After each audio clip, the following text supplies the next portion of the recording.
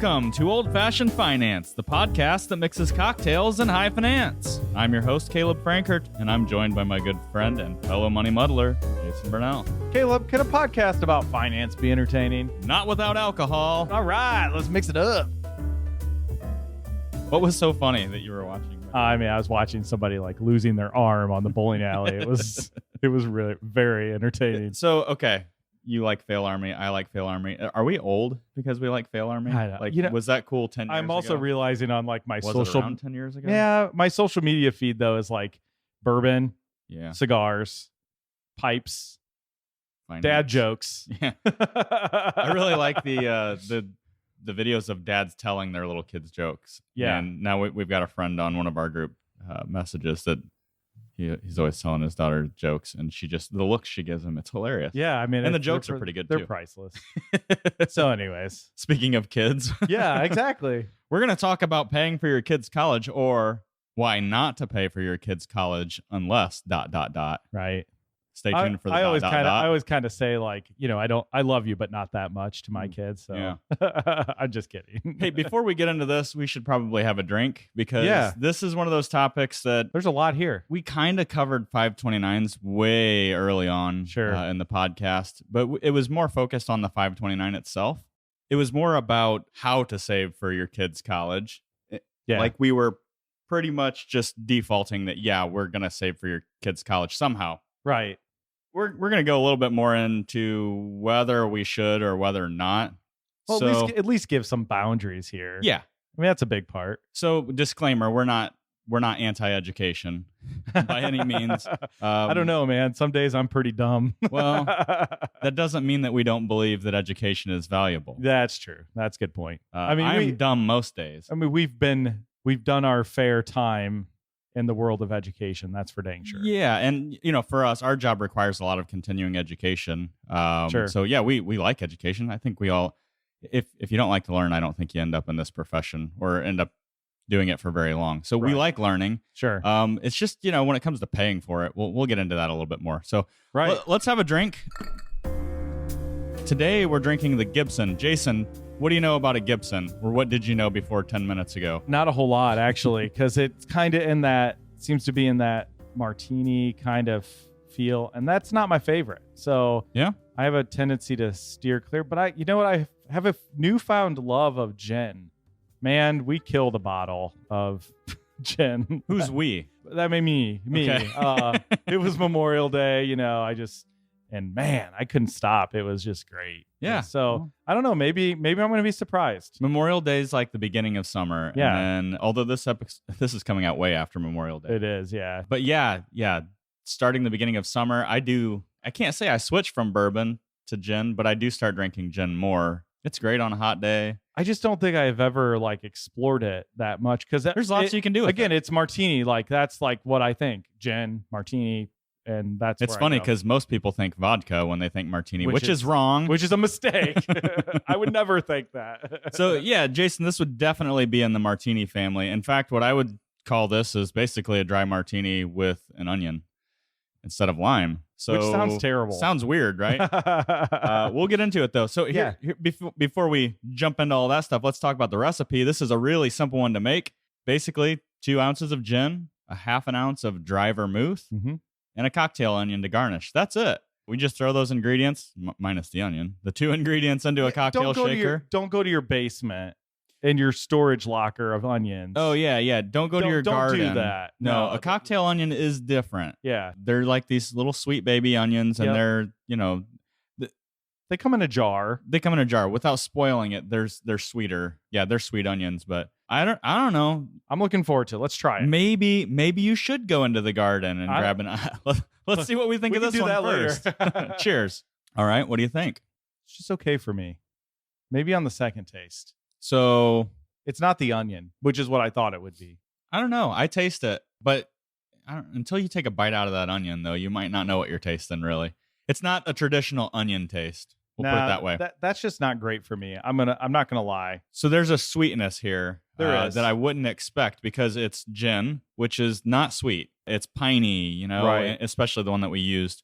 And then dry vermouth is not sweet. No. So there's sweetness. Do you taste the sweetness? I do taste the sweetness. Coming from the onion. Yeah, I taste just a teeny tiny salty taste there too. So I don't know. I think if you like martinis, you'd probably love this drink. Yeah. If you're a dirty martini person like I am, this is a totally different It's not experience. a dirty martini. No. This would be more like instead of the cocktail onion, you could garnish this with a lemon peel. Sure. And you'd have a traditional dry martini. Mm-hmm. So yeah, just a little bit.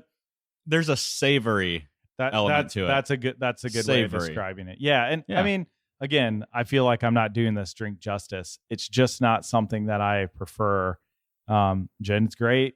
I think the dry vermouth is just, I don't know. It's just not for me. So I like to make dirty martinis. I may rinse the glass with dry vermouth, but that's about it. I dump that in the sink anyway before I put the olive brine in. So I put this in the same category as a dirty martini in that it makes the flavors I get out of it.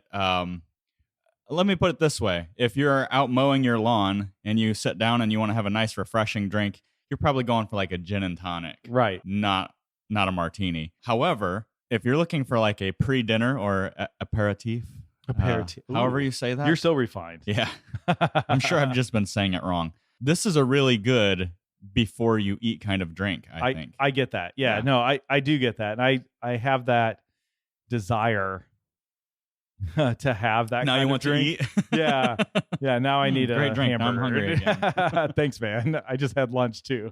I kind of like it. It's definitely a change of pace. I probably wouldn't drink this every night. I could drink a dirty martini every night. I figured you would like this because I know how much you like dirty martinis. So like, yeah, no, it's not bad, but it's probably not something I would drink on the regular. Super easy to make. Give it a try. Yeah. Yeah. If you like a dirty martini, if you like a martini in general, but you don't like the fruitiness or the sweetiness, the sweetness, maybe try to throw a cocktail onion in there. You might need Not a double bad. when you start thinking about your kid's college education. You might need it For the after record. this. Yeah. You might just want to drink whatever's laying around if that's the case. So let's get into it. Jason, I want to start by talking about paying for your kids' college and kind of the case for paying for your kids' college. Yeah. And I guess I'm not even really making the case to pay for your kids' college. We're going to just treat this, well, like the Old West. Yeah. Yeah. Yeah. I love it. We're going to talk about the good, the bad, and the ugly, right? Let's start off on a positive note, Jason. That sounds good. You're thinking about paying for your kids' college. So this is the good. Yeah, this is the good. And then we're going to get into the bad and the ugly, obviously. Yeah. Then we'll kind of state sum our it up. case. We'll sum it up. So the good. Yeah. You want to pay for your kids' college. I start off with, hey, that's a noble aspiration. When I talk to clients and this is a priority, that's a great thing to want to do for your kids. Yeah, it really starts going down that line of like multi-generational kind of thinking. And like you hear that I was the first person in my family to ever graduate from college. Like there's a lot of noble quality, good thinking around that kind of furthering your education. And maybe wanting to give your children an opportunity that maybe you didn't have. Right. So yeah, there's a lot of good as far as intentions go. I always say it's great if you can afford it. The question inevitably we'll get into inevitably is, well, can you afford it? Well, you might think you can afford it and really can't.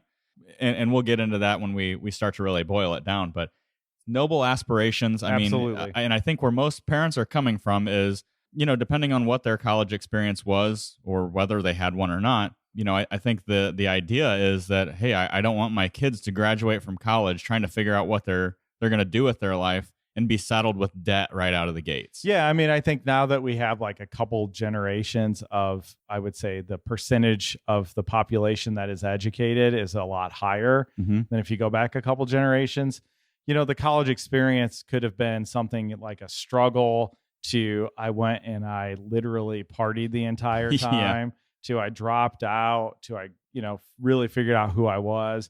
I think it's going to depend on your particular situations. It's less about like I'm the first person to go to college, I think is what I'm seeing with my clients. But yeah, I mean, I think education, generally speaking, is a really good thing in Yeah. the family tree. So yeah, Well, and education is a good thing. How you get it is debatable, I guess, or what. which is coming up more. Absolutely, and it should. Yeah. And long overdue, I think, for the college, the industry. Yeah, yeah, Because where that's what it is. I mean, I can say this for my family. I mean, my parents just straight up had the assumption that if you didn't want to be a loser in life, you had to go to college, and that's just not true today. I don't know if it was our generation, Jason, but I think that we might have been the first generation that was basically told in high school, look, if you don't go to college, forget it. You're not gonna make it. Right. Yeah. I mean, it's like, no thanks. I mean, I just don't think that's the case anymore. And I think the aspiration of wanting to have your children educated is really important. I don't want them to go to college, figure out that they want to be,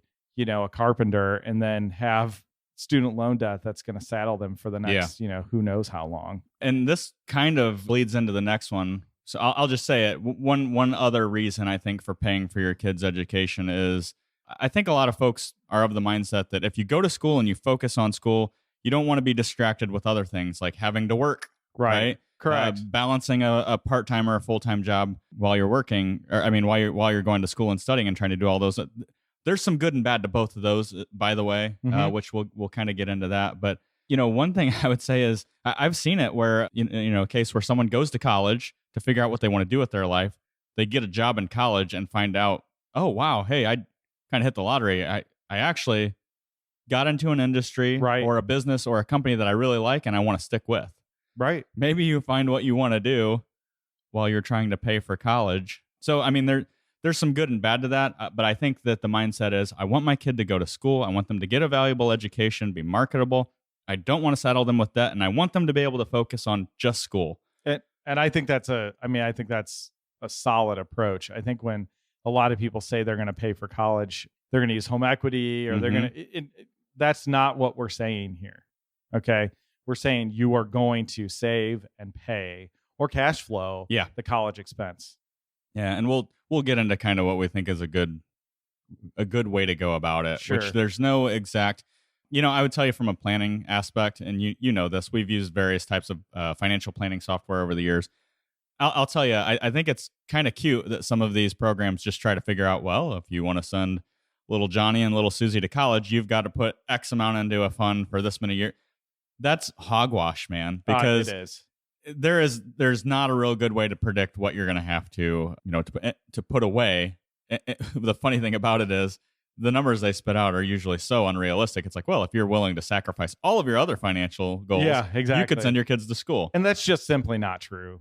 Well, let's get into the bad. And okay, this is going to be not stat heavy. We're not a stat heavy podcast, but I want to jump into some stats here. So when we're talking about the bad, I guess, and maybe the reasons that you would want to pay for this is all part of why you maybe would want to pay for your kid's school. But, the bad is the numbers.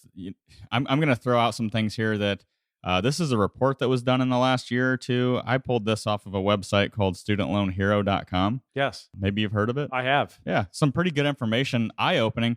I got to say, I was shocked on some of these. Some things were higher than I thought. Some were lower. But anyway, diving into the bad, 55% of bachelor's degree recipients, Jason, graduating from a 4-year public, private, or nonprofit college in 2020 had student loan debt.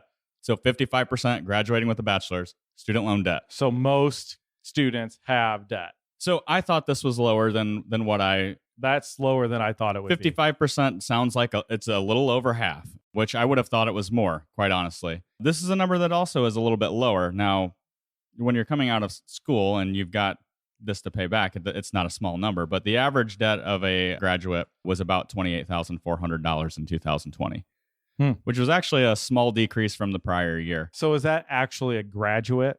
That is a graduate. Okay, so yes. I think that's where these numbers are skewed a little because a lot of people don't make it that far. Jason, it's like you read my mind. This is not you don't have this on a piece of paper. I don't. This is my research. Enjoying this drink. The first thing I thought was, but we're not taking into account people who don't make it to graduation. That's right. What's the average debt of a college dropout? I mean, that sounds bad, but I bet it's close to the same number. I was surprised that it's lower. It still is about $10,000 though. I mean, that's a lot. Loan that's student loans, no degree, average of $10,000. Wow. Okay. Let's see here. 48% of borrowers who attended for-profit colleges default within 12 years. Wow. Compared to Wow. only 12% of public colleges and 14% of nonprofit college attendees. Yeah, that's probably getting propped by government loans, I'm assuming. Well, we're talking private education here, private Right. universities, not universities, private colleges, right? Yeah. And we live in a town with a private college here, Sure do. and the cost is a little bit outrageous. And you sit back and go, why am I paying so much more to go to this private college? That's right. It's quite frankly, it's more expensive. And the default numbers it's 4 times. Right. It's 4 times the default number. So, when you're looking for a school and you're looking at, is it manageable to pay for my kid's college? I think there's become a really weird mentality that not only have we gotten to, well, if you don't go to school, you're not going to amount to anything. But now it's like, if you don't go to a private elite school, you're not going to amount to anything. If you just go to 4 years public state school. I got to tell you this, that pedigree, I mean, I hire people on a regular basis, right? Don't even look, right? I don't even care. More about it is, it's really, can you finish? Mm-hmm. Can I start something, be determined?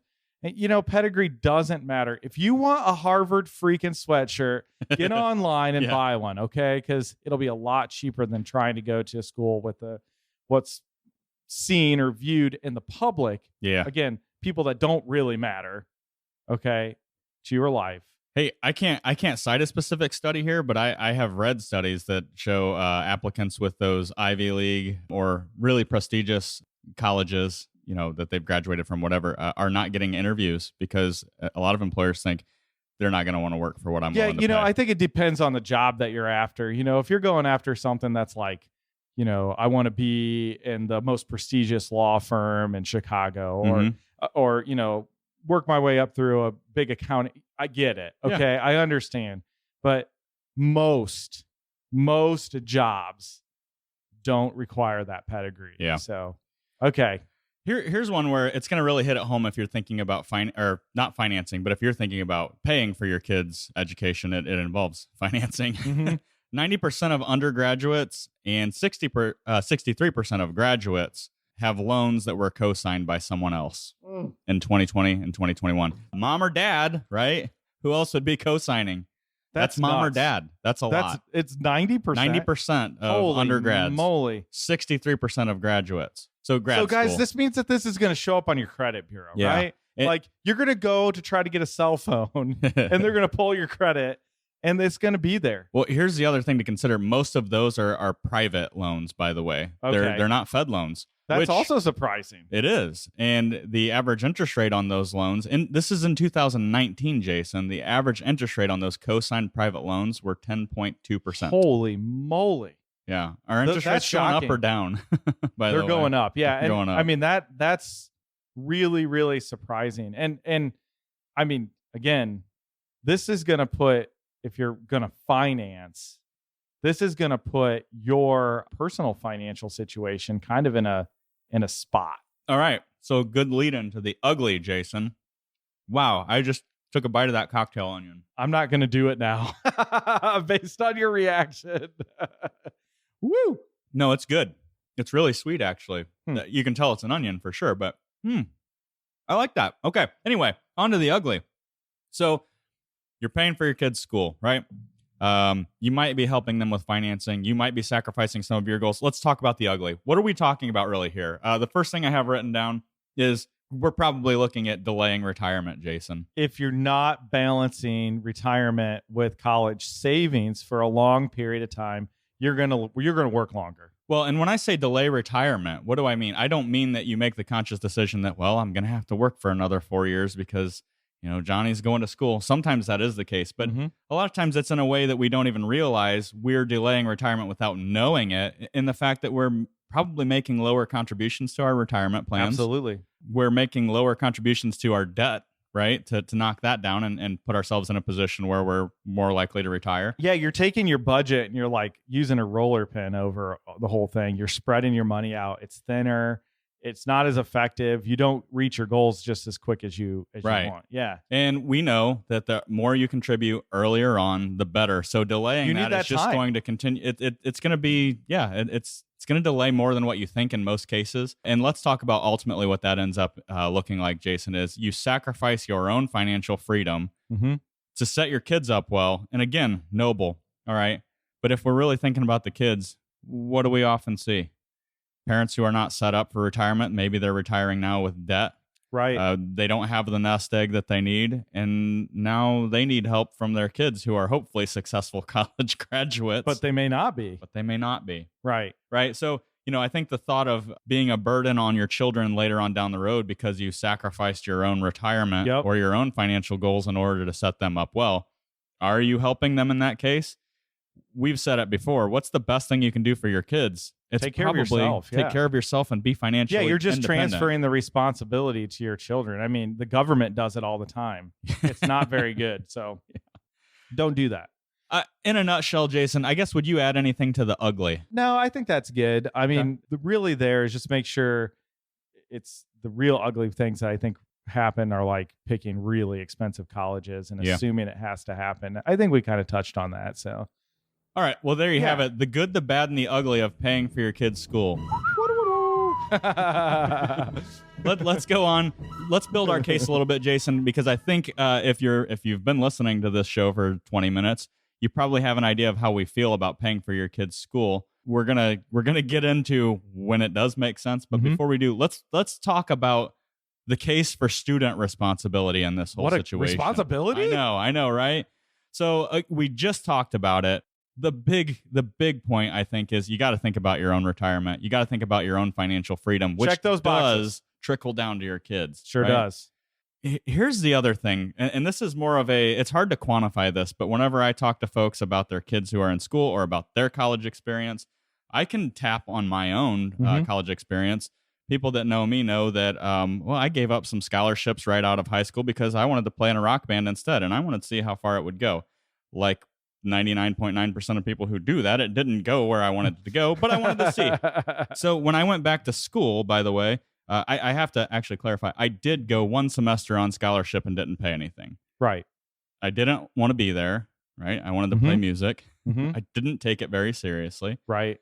So whenever the dream had run its course, right, and I wanted to start a family and I wanted to provide for that family, and I realized I probably need to go get some edumacation, right? Right. I was paying for it.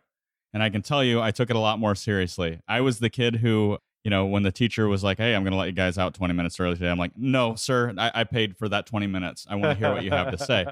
The idea there is students actually take, I think, education more seriously with some skin in the game. Yeah. I mean, when they have those, late nights, waiting tables, earning tips, and they're going to turn around and, pay $3,000 for books, they're going to do a lot more when it comes to their schoolwork. And I had the exact same experience. I was lucky enough to have tuition scholarships, but I still worked. At one point, 3 jobs. I mean, it was like whatever it takes to stay away from student loans at that particular moment. I think the mindset of being able to send your kids to school and they're only focusing on school and not work, I understand it. And yes, working and waiting tables and doing all that stuff was time that you weren't studying. But let's be honest. That's also time that you weren't partying. I mean, I was invested. I mean, and I wasn't partying because I didn't have time. And not to say that kids shouldn't have fun. I mean, I might have went on the extreme, but I like the skin in the game idea. I think you just have to balance it with, parents' contributions and make sure that, maybe it's a 50-50 cut, on certain expenses or... We got to make sure that your contribution fits into your overall financial plan, I think. That's right. And so having some skin in the game, even if you can pay for your kids' school, I think is very smart, because you end up, they're going to, while they're preparing for their career, right, learn things that are very important as far as your career goes, like responsibility, work ethic, the value of money. They're there to learn about their career, right? Yeah. If they're working and paying, they're getting a good dose of real life. That's right. And I think a lot of times in the college selection process, you go and pick out the college. Like you do it like a lot of people buy cars. Yeah. They go out and they find the car they like. They go out and find the college they like. They're like, oh, right. And then they're like, we're going to figure out how to pay for that. Yeah. Don't do it that way. Yeah. You need to look at your budget and say, we can swing $5,000. We can swing $10,000. And we're going to expect you to put some money in. We can afford $15,000 a semester. Yeah. Great. figure out the rest. Go find the school that fits into your budget. What a concept. Yeah. Budgeting. This podcast, too many times, we end up in the simple budgeting, basic personal finance stuff. But start there. It makes sense. Yeah. Let's get wrapping this up here, Jason. So the title of this episode is Don't Pay for Your Kids' College Unless... Here's the unless. Here's the unless. So kick it off. What's the first thing we're looking at? Yeah, you need to be saving in your retirement 15%, and it needs to be not including your company's contributions. Do it automatically and forget about it. Yep. I'm going to throw in there out of debt. Other than your mortgage, preferably your mortgage too, but out of consumer debt, which we talk about all the time. If you are piling on credit cards, man, it is not good. And so you need to be in the position that you're not sacrificing your own situation too. Like, don't throw the chicken into the volcano. It's a bad idea. And you jump in with it. Like, you got to have your situation, firmed up. You cannot be sacrificing your financial freedom because it does not work long term. Somebody's going to be your kids who you're trying to help are probably going to be the ones picking up the pieces going, I wish mom and dad would have prepared a little bit better. Right. Exactly. And I mean, we all know people that are in that situation, so it's rough. Well, this is one that you added to the board late. So what's the last one that you had on here? So if you're paying for kids' college, I want to make sure that a lot of times there's another party involved, like a grandparent that's willing to throw some skin into the game to help their grandchild get through school. I had like one of the most brilliant college plan designs just presented to me by one of our clients, and grandma and grandpa were involved. And it was basically like, a third, a third, a third. Yeah. Okay. Grandparents covering a third, parents are covering a third, and the student was covering a third. That is super, super smart. Yeah. Mom and dad are involved. They have skin in the game. Grandma and grandpa are involved. They love you no matter what, but they have skin in the game. And you better get your butt to work because that's how this is going to work. Yeah. And I think that was pretty dang sweet. There's a lot of accountability in that system for sure. I think that's great.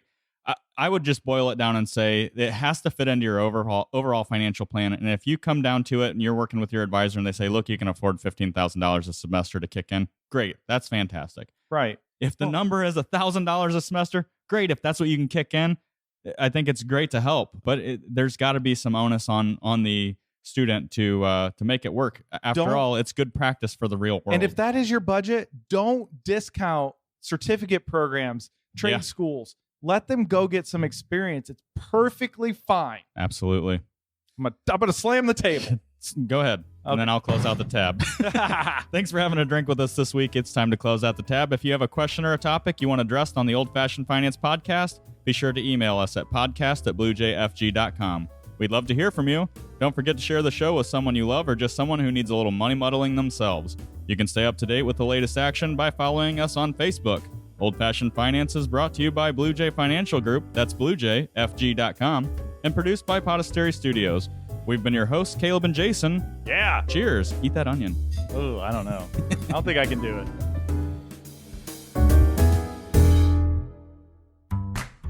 Blue Jay Financial Group, LLC. Blue Jay is a registered investment advisor registered with the state of Ohio. Registration does not imply a certain level of skill or training.